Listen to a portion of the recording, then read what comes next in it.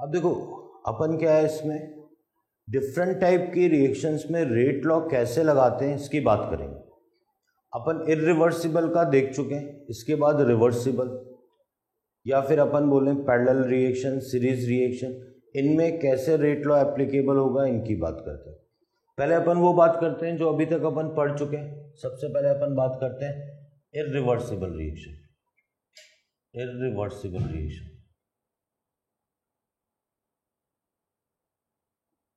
अब ध्यान देंगे आप।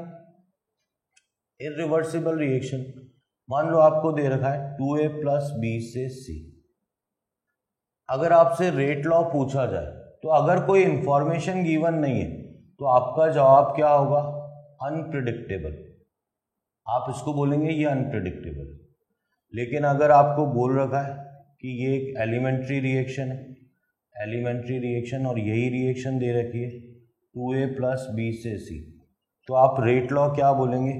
जो स्टोइशियोमेट्रिक कोएफिशिएंट है वो पावर में ये आ जाएगा, तो ये आपके पास रेट लॉ है। अगर वो कहता है, इसके बाद क्या है, अपन रिवर्सिबल रिएक्शन की बात करते हैं। अगर रिवर्सिबल रिएक्शन है तो सबसे पहले अपन देखते हैं रिवर्सिबल रिएक्शन। तो इसमें जो बेसिकली कंसेप्ट लगता है, इसमें कंसेप्ट लगता है the reaction is elementary in both direction. देखिए बेसिकली कंसेप्ट क्या है इसके अंदर कि इसमें उसको बोलने की जरूरत नहीं है। यहाँ इसको बोलना पड़ा एलिमेंट्री रिएक्शन, यहाँ इसको बोलने की जरूरत नहीं है। आपको अपने आप मानना पड़ेगा कि रिएक्शन फॉरवर्ड डायरेक्शन में भी एंड बैकवर्ड डायरेक्शन में भी क्या है, रिवर्सिबल रिएक्शन। आप देखें ध्यान से, मान लो रिएक्शन आपको दे रखी है 2a से 3b, ये RF दे रखा है, ये RB दे रखा है। तो आपको पता होना चाहिए RF इज इक्वल टू, अपने आप ही ये क्या है, एलिमेंट्री रिएक्शन। तो RF is equal to KF and A की power 2 and RB is equal to AB and B की पावर में कितना आ गया, 3। अगर आपसे कहा जाए ओवरऑल रेट जिसको अपन R से लिख रहे हैं, किसी t टाइम पे रेट, तो R is equal to RF minus RB। तो रिवर्सिबल रिएक्शन की जो रेट होगी वो RF माइनस RB होगी, और इस पर्टिकुलर केस में R इज इक्वल टू, तो अपन ने बोला RF माइनस RB, तो RF की वैल्यू पे ध्यान दें आप, ये आ जाएगी आपके पास KF A की पावर 2, KB B की पावर 3। अच्छा, अपने को पता है एट इक्विलिब्रियम पे क्या होता है, ओवरऑल R 0 हो जाएगा, तो RF इज इक्वल टू क्या हो जाएगा, RB। तो KF A की पावर 2 और KB B की पावर 3 आ जाएगा। KF अपॉन KB एक कांस्टेंट है, ठीक है, इसको एक नया कांस्टेंट नाम दिया KC, तो ये B की पावर 3 अपॉन क्या आ जाएगा, A की पावर 2 आ जाएगा। तो ये फॉर्मूला होता है। तो KC, भाई आप केमिकल इक्विलिब्रियम में भी देखते हैं KC क्या होता है, product power as it is, reactant power as it is, और KC इज इक्वल टू ये भी होता है KF अपॉन KB। तो आपको पता होना चाहिए फॉर्मूला कैसे आता है। ओवरऑल R का फॉर्मूला ये आया है, ये भी आपको पता होना चाहिए। तो इस भी आप पे भी कुछ आसान से क्वेश्चन पूछे जाते हैं, अपन देखते हैं क्वेश्चन कैसे पूछे जाते हैं।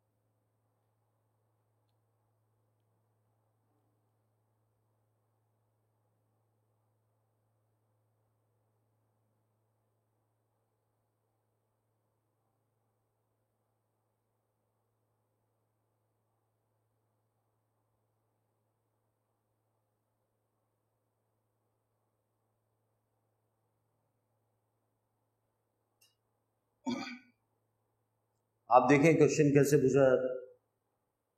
ये आपको क्वेश्चन दे रखा है, आपको दे रखा है N2 + 3H2, इससे 2NH3, ये रिवर्सिबल का साइन बना के आपको ओवरऑल R दे रखा है 10⁻⁻4 N2 एंड H2 की पावर में Q माइनस 10⁻⁻5 NH3 इसकी पावर में 2। आपसे पूछा गया है KF, KB एंड KC की वैल्यू। देखिए क्वेश्चन ऐसा है, कॉम्प्लिकेटेड नहीं है, आसान सा है। अगर सॉल्यूशन की बात करें अपन तो सॉल्यूशन में अपने को पता है R इज इक्वल टू जो आपके पास आएगा KF N2 एंड H2 की पावर में Q minus KB and NH3 की पावर में स्क्वायर। जब कंपेयर करेंगे तो अपने को पता चलेगा KF तो कितना आ गया 10⁻⁻4, KB कितना आ गया 10⁻⁻5, KC अपने को पता है KF अपॉन KB होता है, तो 10⁻⁻4 10⁻⁻5, तो रिजल्ट कितना आ जाएगा 10। तो बड़ा आसान सा न्यूमेरिकल है और अपने को पहले से ये कंसेप्ट पता होना चाहिए।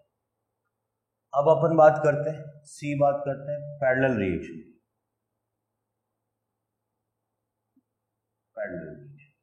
पैरेलल रिएक्शन का मतलब क्या है, जैसे मान लो A से B में भी कन्वर्जन है और A से C में भी कन्वर्जन है, पर क्या है रेट अलग अलग है। ये R1 रेट है, ये R2 है। जो B और C में कन्वर्जन है वो अलग अलग रेट से हो रहा है और रेट कांस्टेंट भी अलग अलग है, K1 है और ये कितना है K2। तो सबसे पहले तो आपको ये पता होना चाहिए कि ओवरऑल जो रेट आएगा R, वो आप क्या लिखेंगे R1 + R2। पहली बात तो आपको ये फॉर्मूला पता होना चाहिए। दूसरा आपको पता है कि R1 इज इक्वल टू क्या होगा K1 A की पावर ये 1 आ जाएगा और R2 इज इक्वल टू ये क्या होगा K2 एंड ये रिएक्टेंट पे A की पावर कितना आ जाएगा 1। डेरिवेशन नहीं बता रहा हूं मैं, तो अब आप ध्यान दें overall R is equal to R1 + R2, R is equal to K1A + K2A, तो ये आपके पास आ जाएगा R is equal to K1 + K2 and A आ जाएगा।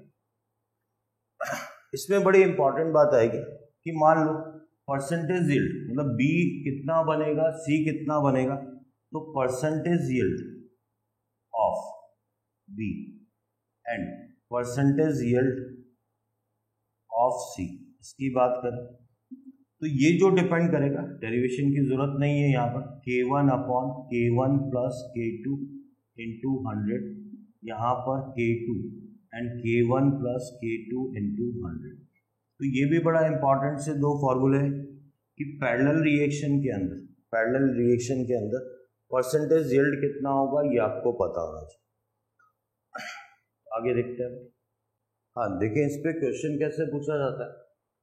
आपको क्वेश्चन ये दिया गया, आपको दिया गया कि A से एक रिएक्शन है, B है और C बन रहा है। K1 दे रखा है 2 × 10⁻⁻4, K2 दे रखा है 8 × 10⁻⁻4। आपसे पूछा percentage yield B and C। बिल्कुल आसान सा सॉल्यूशन है, आप ध्यान दें कैसे सॉल्व होगा। मैंने कहा परसेंटेज यील्ड ऑफ B जो होगा वो फॉर्मूला लगेगा K1 upon K1 + K2 into कितना आ जाएगा 100। K1 की वैल्यू 2 × 10⁻⁻4, इसको और इसको सम करेंगे तो 10 × 10⁻⁻4 इंटू 100, ये कैंसिल आउट हो गया, 0 कैंसिल आउट हो गया, ये 20% है। तो परसेंटेज C अपने आप ही कितना आ जाएगा 80% आ जाएगा। तो B कितना बनेगा C कितना बनेगा ये अपने पास आ चुका है। इसमें एक बड़ा इंपॉर्टेंट क्वेश्चन आता है, आप ध्यान दें ये जो सेकंड नंबर क्वेश्चन, ये क्वेश्चन बड़ा ही इंपॉर्टेंट है। भाई आपको ये दे दिया इसने, A से दे दिया, B दे दिया एंड C दे दिया। आपको इसने बोला K की वैल्यू 0.0 249, यहाँ के की वैल्यू दे दी इसने 0.869। ठीक, अब इसने बोला कि concentration graph of ABC with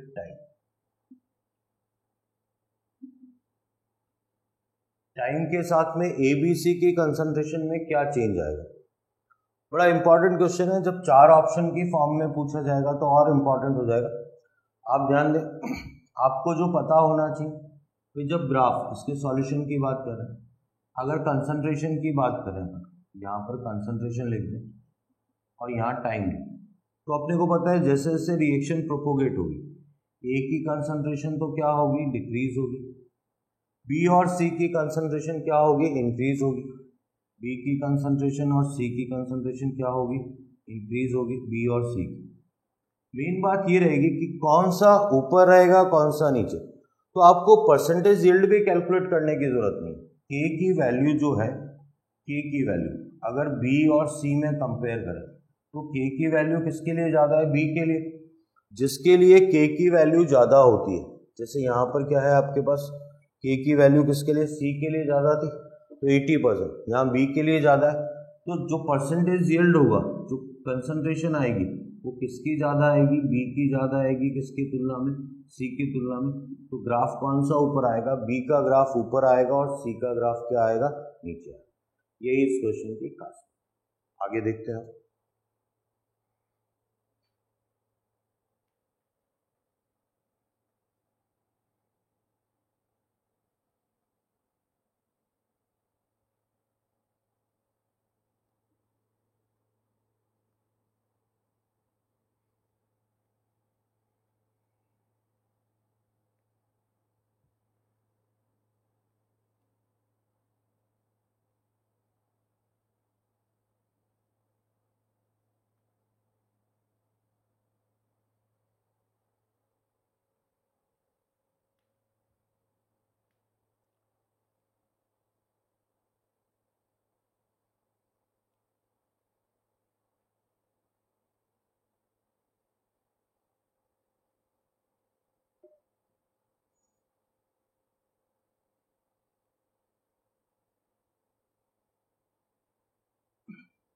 इसके बाद अपन बात करते हैं डी सीरीज रिएक्शन।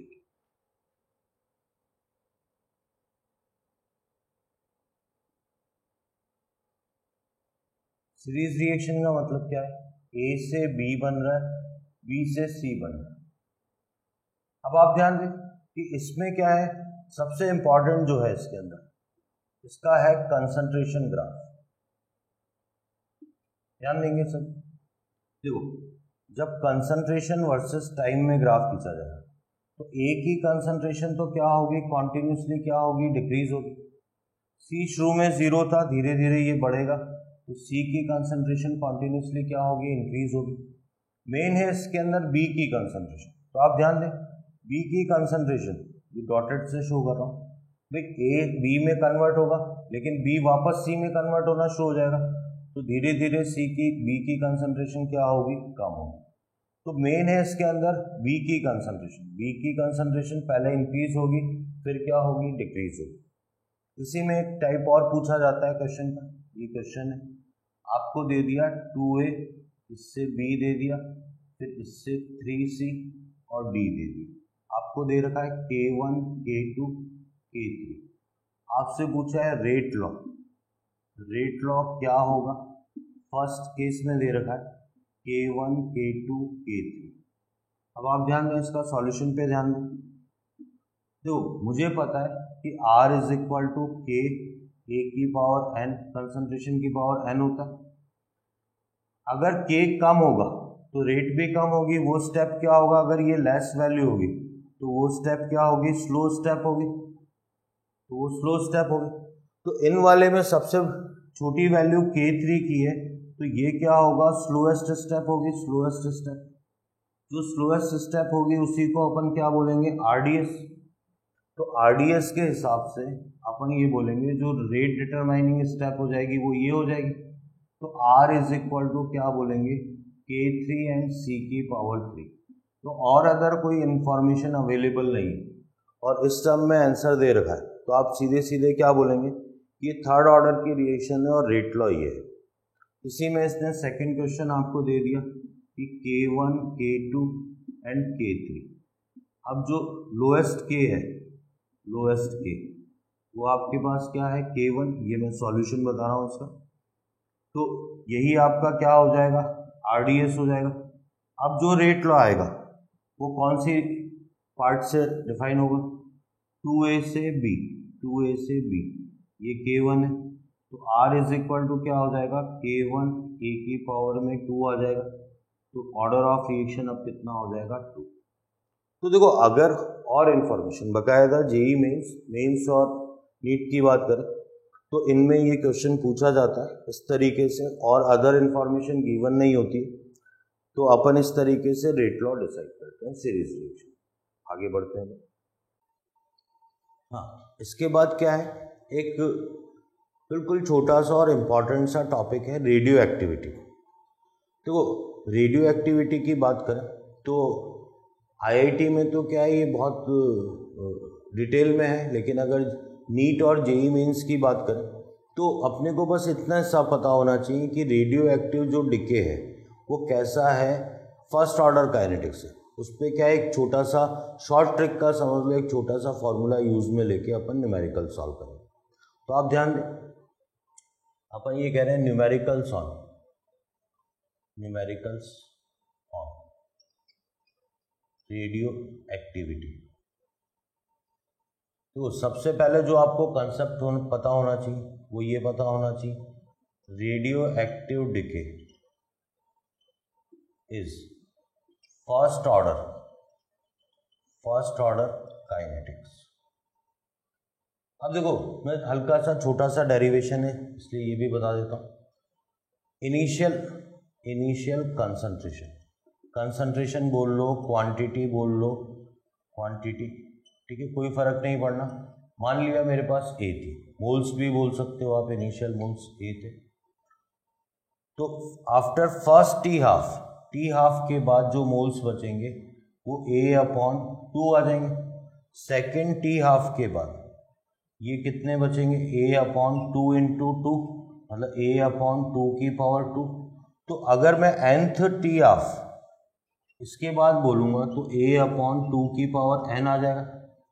तो मैं ऐसा बोल सकता हूँ, मेरे पास एक फॉर्मूला आ जाएगा कि final concentration is equal to initial concentration, या ग्राम बोल दें कोई दिक्कत नहीं है, 2 की पावर n। ठीक, n क्या होगा आपके पास, n बोलेंगे अपन number of half lifes. n की जो वैल्यू आएगी वो total time upon T half. तो देखो जो फर्स्ट ऑर्डर या रेडियो एक्टिव डिके के न्यूमेरिकल्स है वो ये फॉर्मूला लगा के इजीली सॉल्व किए जा सकते हैं। वैसे ज़रूरी नहीं है कि यही फॉर्मूला, पर स्पीडली सॉल्व हो जाएंगे। आप फर्स्ट ऑर्डर काइनेटिक्स लगा के भी सॉल्व कर सकते हैं। ठीक है, तो अपन देखते हैं, जैसे आपसे क्वेश्चन पूछा गया कि T half of radio active substance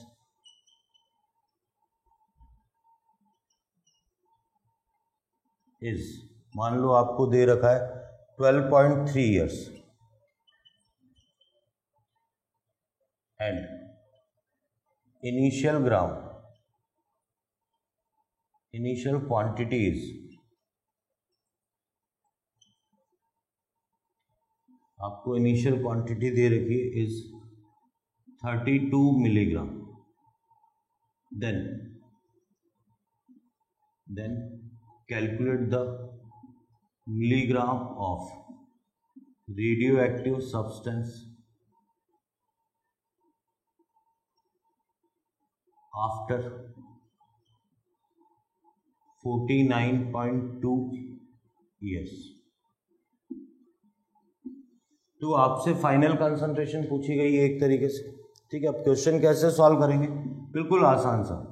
मुझे पता है कि रेडियो एक्टिविटी की बात कर रहा है, फर्स्ट ऑर्डर काइनेटिक्स होगी, पहले मैंने n निकाल लिया, तो जो टोटल t टोटल है, total time upon t half ले लिया। टोटल टाइम आपको दे रखा है 49.2 और t हाफ दे रखा है 12.3, तो ये आप मल्टीप्लाई करोगे तो 4 आ जाएगा। ठीक, तो n की वैल्यू तो कितनी आ गई 4। मुझसे पूछी गई है फाइनल कंसंट्रेशन या ग्राम्स, तो ये आ गए initial upon 2 to the power n। Initial आपके पास 32 था और 2 की पावर 4, तो ये 16 आ गया, मतलब कितने मिलीग्राम बचे, 2 मिलीग्राम। तो मैंने ये जो डेटा और जो क्वेश्चन लिए ये एग्ज़ाम का ही लिया है बिल्कुल। ये जो है जेई मेंस और नीट, ये जो डेटा लिया है मैंने नीट के एग्ज़ाम का डेटा लिया है, तो ये क्वेश्चन बाकायदा नीट में आता है। ठीक है, ऐसा ही एक अच्छा क्वेश्चन और देखते हैं। नेक्स्ट क्वेश्चन देखते हैं। देखो आपको क्वेश्चन क्या दे रखा है, human body required 0.01 micro activity after 24 hours।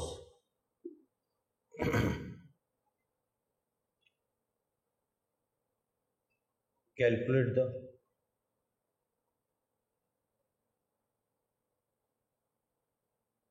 activity which will be injected in human body so that body if half life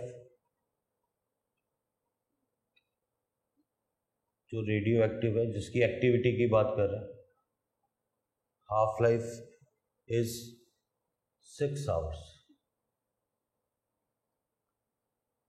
देखो ये क्वेश्चन क्या पूछा गया, मैं आपको एक्सप्लेन करता हूँ। ह्यूमन बॉडी में कोई इंजेक्शन अपन इनिशियली इंजेक्ट कर रहे हैं, तो 24 बाद मिनिमम इतनी एक्टिविटी उसके पास रहनी चाहिए। तो वो कह रहा है कि जो ह्यूमन बॉडी है उसके अंदर जो इंजेक्शन लेंगे उसकी इनिशियल एक्टिविटी कितनी होगी। तो अपन ने कहा, देखो जो अभी लिखा था अपन ने, जो फाइनल कंसंट्रेशन है वो क्या आ जाएगी आपके पास, इनिशियल अपॉन 2 की पावर n। अब आपको फाइनल तो इसने दे रखा है 0.01, इनिशियल आपसे पूछा है, और 2 की पावर n अपन अलग से कैलकुलेट कर लेते हैं। टोटल टाइम भाई ये क्या आ जाएगा आपके पास, t टोटल आ जाएगा अपॉन आपके पास क्या आ जाएगा, ये आ जाएगा t हाफ। जो टोटल टाइम है वो 24 आवर्स है और ये 6, तो ये कितना आ गया 4, तो n की वैल्यू 4, तो 0.01 x अपॉन 2 की पावर 4 16 आ गया। तो उस समय जो एक्टिविटी होनी चाहिए इतने माइक्रो एक्टिविटी होनी चाहिए। तो इसका जो आंसर आएगा, मैं वापस क्वेश्चन एक्सप्लेन कर देता हूँ। क्वेश्चन क्या है कि एक इंजेक्शन इंजेक्ट करना है जिसकी एक्टिविटी शुरू में नहीं पता है, लेकिन वो कह रहा है कि 24 आवर्स के बाद उसकी एक्टिविटी कितनी होनी चाहिए, 0.01 माइक्रो। तो इतनी एक्टिविटी मेंटेन रहे, इसके लिए आपको इनिशियली कितना लेना है, जबकि आपको टी हाफ दे रखा है रेडियो एक्टिव सब्सटेंस। इस तरीके से इसको सॉल्व किया है। आगे देखते हैं। इसके बाद क्या है, अपन एक छोटा सा टॉपिक लेंगे जो कि कॉम्प्लेक्स रिएक्शन के लिए।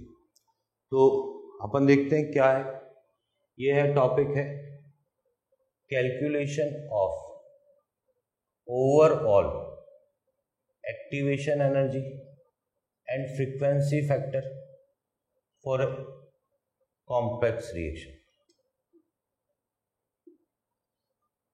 देखो इसको क्वेश्चन की फॉर्म में कंप्लीट करते हैं। क्वेश्चन ये दे रखा है, फॉर ए कॉम्प्लेक्स रिएक्शन आपको दे रखा है ए से बी ओवरऑल के E and A. If mechanism is A to C, ये K1, ये EA1 और ये A1, C2 D दे रखा है, K2 और ये दे रखा है EA2 and this one A2। फिर दे रखा है D2B ये दे रखा है K3 EA3 एंड A3। आपको इसी क्वेश्चन में आगे और भी दे रखा है, if overall K is equal to K1 K3 upon K2 then calculate overall EA and A। ये आपसे पूछा। देखो इसकी जो फिजिबिलिटी है क्वेश्चन की वो मच बेटर आपको क्या है, जब अभी न्यूमेरिकल करेंगे तो उससे समझ में आएगा। पर अपन इसका डेरिवेशन कह लो या इस क्वेश्चन की फॉर्म में इसको सॉल्व करते हैं। इसको इसका सॉल्यूशन देखें। मैंने कहा कि K इज इक्वल टू, ये फॉर्मूला लिख दिया, K is equal to K1 K3 upon K2। K की जगह मैंने लिखा e to the power minus EA upon RT। K1 की जगह लिखा A1 e to the power minus EA1 और ये RT। फिर यहाँ पर लिखा A3 e to the power minus EA3 RT और यहाँ लिखा A2 e to the power minus EA2 and RT। आप ध्यान दें, ये मैंने कुछ नहीं, K की जो डिफरेंट वैल्यूज होती है K की, सभी के अंदर फॉर्मूले में वैल्यूज को रख दिया। आप ध्यान देना। इसके बाद मैं कैसे सॉल्व कर रहा हूँ, मैं इसको लिख सकता हूँ इस तरीके से, A इज इक्वल टू ये A e to the power minus EA RT। देखो इसको जब लिखेंगे तो ये आपके पास आ जाएगा A1 A3 A2, ये एक साथ आ गया। इसके बाद जो आपके पास आएगा E की पावर में, तो देखो मैंने माइनस को यहाँ रहने दिया, माइनस को यहाँ रहने दिया। ये EA1 माइनस कॉमन लूंगा तो ये प्लस क्या आ जाएगा EA3 माइनस EA2 अपॉन क्या आ जाएगा RT। अब जब मैं इसको कंपेयर करूंगा, इसको इसके साथ कंपेयर करूंगा, तो ओवरऑल A तो क्या आ जाएगा A1 A3 अपॉन A2। तो देखो आप शॉर्ट ट्रिक ये बोल सकते हो सिमिलर टू K,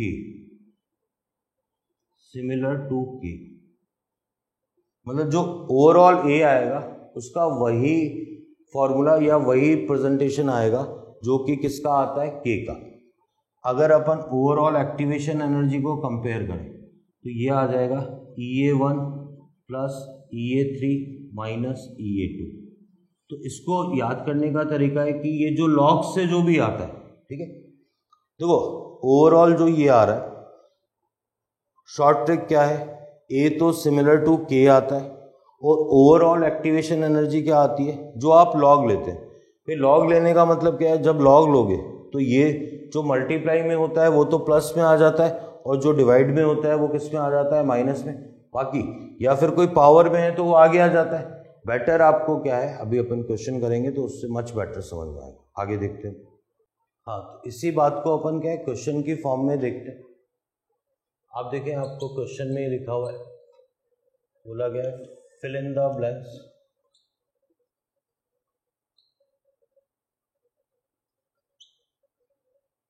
आपको दे रखा है ओवरऑल K, आपसे पूछा गया है ओवरऑल A, ये पूछा गया है, आपसे पूछा गया है ओवरऑल EA। आपको फर्स्ट क्वेश्चन के अंदर K1 K3 की पावर 4 और K2 की पावर 1/2 दे। अब आप ध्यान देंगे तो अगर A की बात करें तो A तो सिमिलर हो जाएगा, A1 A3 की पावर 4 हो जाएगा और A2 की पावर में कितना आ जाएगा 1/2। अगर EA की बात करें तो क्या है, लॉग लेने से तो ये दो क्या है मल्टीप्लाई में है तो ये क्या है प्लस में हो जाएंगे, तो ये आपके पास आ जाएगा EA1 प्लस, अच्छा ये क्या है जो लॉग लेते हैं तो पावर आगे आ जाती है तो 4 क्या आ जाएगा EA3 आ जाएगा और जो अपॉन में है वो माइनस में आ जाएगा और इसका जो पावर है वो 1/2 और ये क्या आ जाएगा EA2। और देखें आप, अगर ये क्वेश्चन दे रखा है K1 K2 पावर में 2 दे रखा है और K3 K4 पावर में 1/3 दे रखा है। ओवरऑल अगर अपन A की बात करें तो सिमिलर टू K आ जाएगा। इसको आप लिखेंगे A1 A2 की पावर में कितना लिखोगे 2 और लिख दोगे A3 A4 पावर में कितना लिखोगे 1/3। ओवरऑल EA की बात करेंगे तो आप ध्यान दें तो ये दो मल्टीप्लाई में है तो ये प्लस में आ जाएंगे। पहले 2 आ गया, ये आपके पास आ जाएगा EA1, ये अपॉन में है तो EA1 माइनस EA2, फिर आपके पास आ जाएगा प्लस 1/3 और ये आ जाएगा EA3 माइनस EA4। तो आप देखें इस तरीके से ये सॉल्व होगा। मेन इसमें EA की ओवरऑल EA की कैलकुलेशन, अपन इसको और एक क्वेश्चन की फॉर्म में बेटर समझते हैं। क्वेश्चन ये दे रखा है आपको, फिर ये इंपॉर्टेंट क्वेश्चन ये दे रखा है A से B reaction occurs in 3 step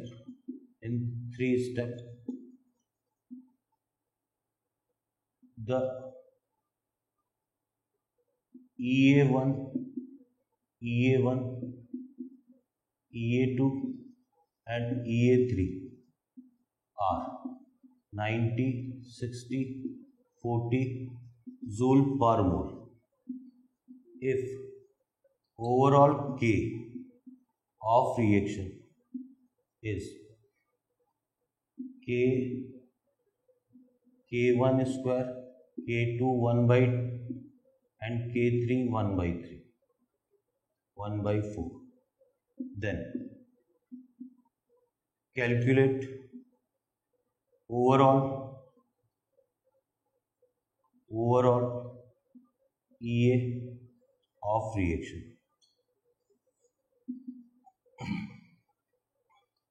आपको दे रखा है एक कॉम्प्लेक्स रिएक्शन दे रखी है, 3 स्टेप में होती है, अलग अलग स्टेप की EA1 EA2 और EA3 गिवन है। ओवरऑल K अगर इतना है तो ओवरऑल EA कितना होगा। आप देखें अच्छा क्वेश्चन है। सॉल्यूशन मैंने अभी जैसा बताया कि शॉर्ट ट्रिक क्या है, लॉग से बाई लॉग। तो क्या होगा ओवरऑल जो EA आएगा वो कितना आ जाएगा, ये तो 2 तो आगे आ गया, ये क्या आ गया EA1 प्लस ये मल्टीप्लाई में तो 1/2, ये क्या आ जाएगा EA2 आ जाएगा, फिर ये नीचे है तो माइनस 1/4 और EA3 आ जाएगा। EA1 की वैल्यू कितनी दे रखी है आपको 90, ये 90 आ जाएगी, प्लस 1/2 इंटू कितना दे रखा है 60 माइनस 1/4 इंटू कितना आ जाएगा 40, तो ये तो 180 आ गया, प्लस 30 आ गया, माइनस 10 आ गया, तो ओवरऑल इसका जो रिजल्ट आ जाएगा वो 200 जूल पर मोल आ जाएगा। तो इस तरीके से इस क्वेश्चन को सॉल्व किया जाएगा। आगे देखते हैं।